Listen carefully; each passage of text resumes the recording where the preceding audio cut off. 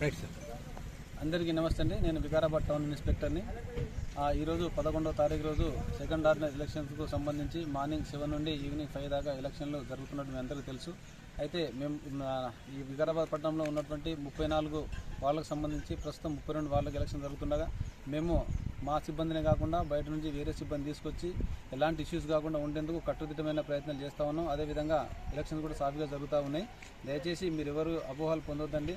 మీరు నిష్పక్షపాతంగా స్వచ్ఛందంగా ముందుకు వచ్చేసి ఓటు వినియోగించుకోండి. ఓటు హక్కు అనేది మన ప్రాథమిక హక్కు. ప్రజలకు ఉన్న అత్యంతమైన ఆయుధం అది. కాబట్టి మీరందరూ కూడా ఓటు హక్కుని నిర్భయంగా వచ్చి ఓటు హక్కుని వినియోగించుకొని మంచి వ్యక్తిని సెలెక్ట్ చేసుకోండి.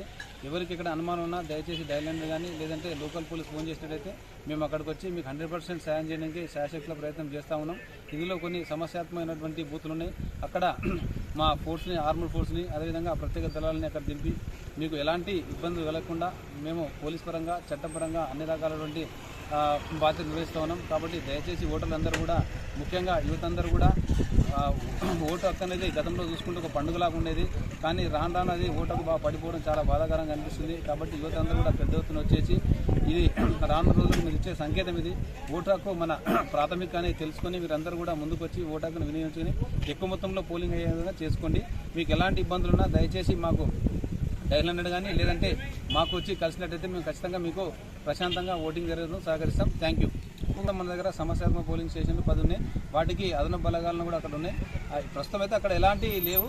ఇప్పుడు సమస్యాత్మకం అంటే గతంలో కొన్ని సంఘటనలు కావచ్చు, ప్రస్తుతం ఉన్న క్యాబినెట్ బట్టి దాన్ని సమస్యాత్మకం. ఒక్కోసారి ఆ ఏరియా సమస్యాత్మకం కావచ్చు, ఇంకోసారి కాకపోవచ్చు. అక్కడ ఉండే సిచ్యువేషన్ బట్టి మేము నిర్ధారిస్తాం. ప్రస్తుతానికైతే ఒక 10 మాత్రం ఉన్నాయి. ఇప్పుడు అయినా కూడా అక్కడ ఎలాంటి సమస్య ఏం లేదు. ఇంకా ఇలాగే కాకుండా మీ దృష్టిగా వేరే ఏమొచ్చినా కూడా మాకు తెలిసినట్లయితే మేము ఇమీడియట్ వితిన్ మినిట్స్ లోపల అక్కడికి వెళ్ళి అక్కడ ఎలాంటి ఇష్యూస్ కాకుండా చూసుకునేందుకు మేము striking force, special striking force చేసుకొని 24 అవర్స్ కూడా మేము తిరుగుతూ ఉన్నాం. మీరు ప్రజలు కూడా దీన్ని సహకరిస్తే మేము ఇంకా మీకు మంచి సర్వీస్ చేయడానికి ముందుకు వస్తాం. Thank you.